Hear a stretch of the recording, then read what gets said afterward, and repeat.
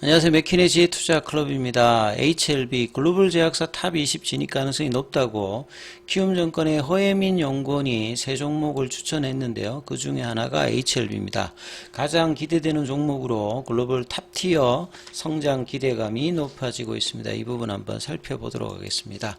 HLB 그룹 이제 공식 블로그에서도 이 부분에 대해서 이제 워딩이 좀 나왔는데요. 자, 글로벌 제약사 탑 20 진입 가능성이 높다.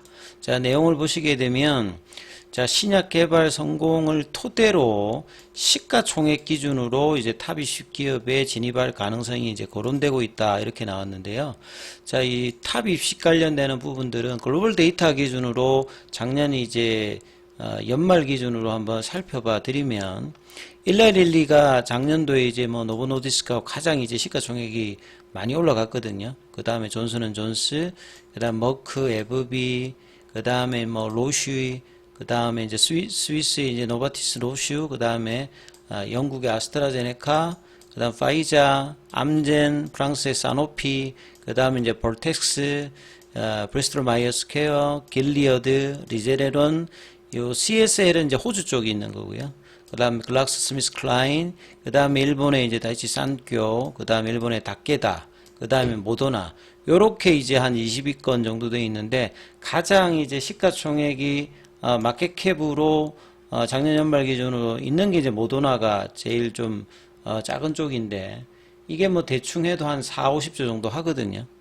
그러니까 보통 매출 기준으로 이제 잡는 게 있고 뭐 시가총액으로 잡는 게 있는데 지금 이제 10조 대 한참 3월 26일 기준으로 보면 16조까지 갔지 않습니까? 그러면 이제 허가 이후에 상업화 성공했을 때 좀 더 이제 많은 어떤 시가총액의 증가 관련된 어떤 기대감을 지금 회사가 이야기하는 부분이라 보시면 될 것 같아요.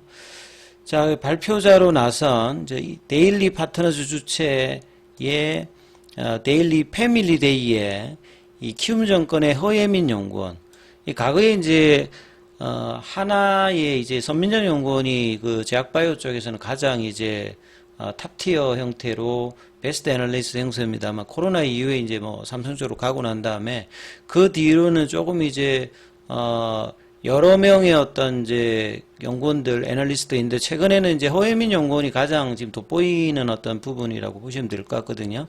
그래서 작년 연말부터 HLB에 대해서 이제 뭐 코멘트를 계속 이제 일정 기간 해주고 있는 상황인데, 자, HLB가 FDA 허가를 앞두고 있으며 9월 3일 이제 판매가 이루어질 것으로 예상되기 때문에 가장 기대가 된다. 이렇게 지금 코멘트가 나왔고, 그 다음에 이제 최근에 이제 브리스톨 마이어스에서, 그러니까 머크도 마찬가지입니다만, 이제 2차 치료제까지 되고 1차 치료제로 다 실패했거든요. 근데 머크 같은 경우에도 키트루다하고 이제 그 에자일 렘바티닉 관련의 병용에서 2022년도에 실패해서 이제 그 부분의 병용은 하지 않습니다만, 계속하고 있습니다. 키트루다하고 또 다른 어떤 약물과 해서 1차 치료제 진입을 하기 위해서 노력하고 있듯이 요 브리스톨 마이어스 케어 같은 경우에도 계속하고 있는 거죠. 예, 옵티브하고 요보이 같은 경우는 이제 면역관문 억제제 형태로 이제 결국 이제 아스트라제네카가 임핀지하고 임주도 형태로 허가를 받았잖아요. 그래서 옵티브 같은 경우에는 이제 2015년도에 이제 뭐 PD1 계열이고 요보이 같은 경우 CTLA4 관련되는 면역 관문 억제제의 병용으로 여기 이제 중간 결과가 임상에서 나쁘지 않았습니다. 그래서 여기를 이제 로슈와 아스트라제네카 마찬가지로 이제 경쟁상도로 지금 이제 해외에서도 이야기가 나오고 있는 부분들에 대해서 이게 이제 언급이 되었고 회사도 이 부분을 했는데 중요한 부분은 여기는 이제 임상 이제 컴플리션 데이터가 2026년도 9월 30일이니까 이제 그 좀 시차가 있다라고 봐야 되겠죠. 아직 임상 시간이 많이 남아 있고 여기도 좀 연기가 될 수도 있는 부분이고요. 현재로서는 이제 경쟁 약물로는 지금 이제 거론하기에는 무리가 있다. 그러니까 이제 임상이 끝나서 이제 상업화 진행 과정에 시차가 있다 이렇게 보시면 되겠죠. 그리고 통계적 위성과 안전성 관련되는 임상의 성공 여부를 입증할 수 있을지 여부도 이것도 이제 계속 이제 이후 지켜보셔야 되는 부분이고, 이 경쟁 구도는 키트루다나 옵티보 같은 경우는 계속 이제 있다라고 해야 되겠죠. 왜냐하면 로슈나 아스트라제네카가 이 면역감문 억제제로 간암 1차 치료에 들어왔기 때문에 본래 이제 1세대인 이 머크하고 브리스톨 마이어스퀘어 같은 못 들어왔잖아요. 그렇기 때문에 이제 계속 이제 개발을 하고 있는 상황이고 26년 하반기에 끝낸다 하더라도 뭐 자료 취합하고 FDA와 협의 절차 할 때는 시간이 많이 걸린다. 그래서 그런 어떤 결정이 나올 때에는 이미 이제 회사가 2027년도 뭐 2028년도 9년도 하면 어느 정도 이제 매출이 피크 매출로 리보세라인과 캄넬주막 같은 경우는 베스트 인 클래스로 올라가는 어떤 시나리오에 들어가기 때문에 크게 뭐 우려를 하지 않아도 된다. 이렇게 지금 이야기를 하고 있는 거고요. 이 베스트 인 클래스로 시장을 확고히 기존 로시와 아스트라제네카의 단점을 극복하면서 들어갈 것이다. 이렇게 지금 이야기를 하는 거죠. 그리고 이제 간암 신약 이후에 전신치료제뿐만 아니라 이 국소치료의 어떤 병용 관련되는 부분에서 여러 이제 이 항암요법 관련되는 확장이 있거든요. 그 부분과 인디케이션 관련되는 확장까지 일어날 것이고, 뭐 이런 차원에서 이제 탑티어 관련되는 부분이 단순히 FDA 허가에서 그치는 것이 아니라 실질적으로 매출을 보통 이제 뭐 탑 20, 탑 30 요 정도 되려면 매출이 뭐 한 2조대만 하더라도 시가총액으로 올라가는 기업들도 있습니다. 뭐 이렇게 과거 어떤 트렌드를 보면. 근데 이제 보통은 이제 탑 클래스에 들어가려면 매출대가 한 5조에서 한 10조 안쪽에 들어가게 되면 상위 레벨에 가거든요. 그래서 이제 간암만 가지고 베스트 인 클래스로 한 3조 피크 매출을 생각하고 있기 때문에 기타 뭐 보조요법이라든지 적응증 확장이라든지 이런 부분을 하게 되면 이런 식의 어떤 트렌드 관련되는 부분이 장기적인 전망에서도 계속 이제 나오고 있다. 그리고 결국 이제 아침에도 제가 뭐 말씀을 드렸습니다만 해외 쪽에서는 이게 허가를 받으면 마켓캡을 어느 정도 매출 관련되는 부분 전망을 좀 하거든요. 그래서 이 부분들이 최종 결론 이후에는 해외에서 결국 이제 미국하고 유럽이 시장이 가장 크기 때문에 어느 정도 이제 시장 사이즈를 할지에 대한 어떤 이 트렌드를 계속 이제 추적해 봐야 되는 어떤 상황이다. 이렇게 보시면 될 것 같고요. 자, 그 다음에 이제 이 두경부 암도 있는데 요 분이 이제 그 허예민 연구원이죠. 예, 키움증권.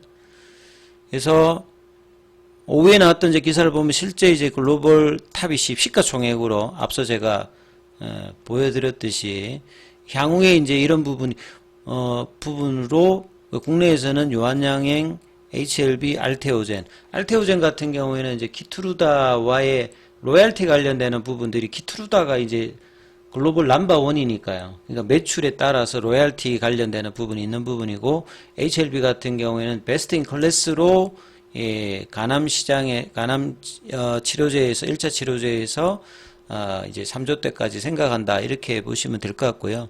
결국은 이제 신약 개발 관련된 부분과 기술 이전 여기 뭐 공통점을 가지고 있다. 이렇게 이야기를 하고 있고요. HLB 같은 경우에는 간암 치료제.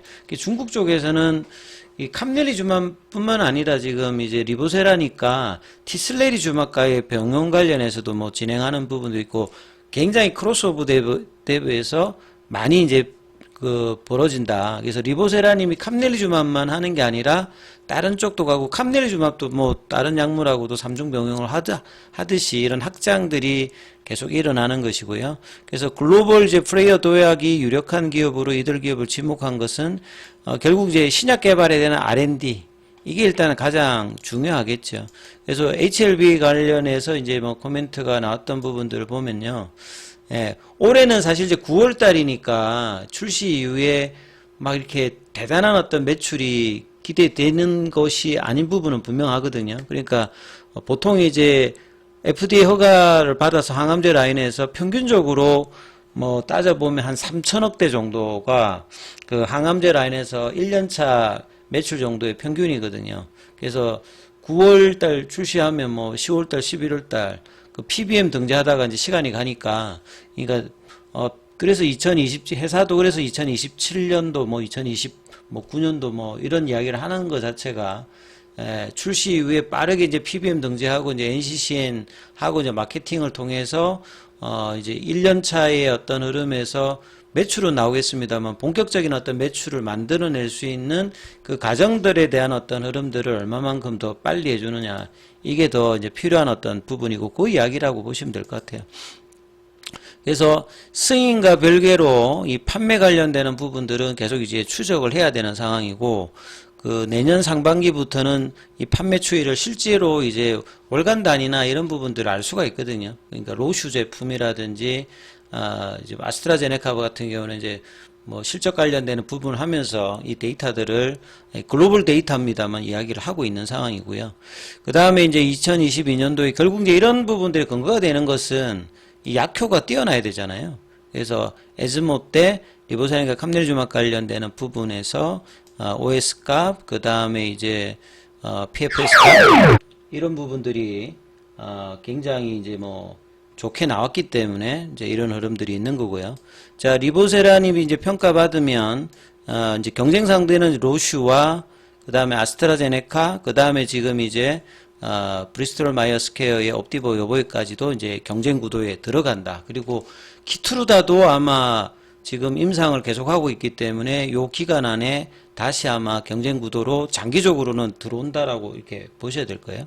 그 다음에 이제 항암제 신약 단계별 살펴보면 허가 신청 단계에서 승인된 확률은 이제 그러니까 NDA 신청 이후에는 거의 뭐 92%다. 그리고 이제 우려가 있었던 중국 쪽 관련되는 부분들도 준시바이오가 이제 작년 10월 말에 이제 비윤도암으로 그 승인을 받았지 않습니까? 자, 이런 상황이기 때문에 자, 리보세라니까 감넬주막 관련되는 부분의 어떤 허가 이후, 허가 기대감과 향후에 이제 실제 상업화 과정 관련되는 부분까지 이제 기대는 여전히 높다, 이렇게 보셔야 될 것 같고요.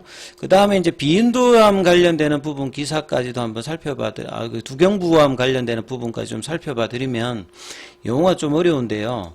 이 두경부암이라고 하는 게 이게 두가 이게 머리입니다. 헤드고요. 이 경부라고 하는 게 이제 그 목이죠. 예. 그래서 이제 사진을 보시게 되면 이 쇄골 위쪽으로, 그러니까 이제 머리에서 뇌하고 이제 눈을 빼고 난 나머지 부위에서 발생하는 게 두경부암이다, 이렇게 보시면 될 것 같고요. 여자분들 같은 경우는 이제 이 갑상선암이 많잖아요. 예. 그래서 이 갑상선암도 이 두경부암에 들어갑니다. 그리고 뭐 요렇게 이제 이해를 하시면 될 것 같고, 그 다음에 이제 유지요법이라는 게 있죠. 뭐 보조요법도 있고 유지요법도 있고 뭐 전환치료제도 있고 항암제 라인에도 여러 가지가 있는데, 유지요법이라고 하는 말은 쉽게 말해서 이제 이런 거죠.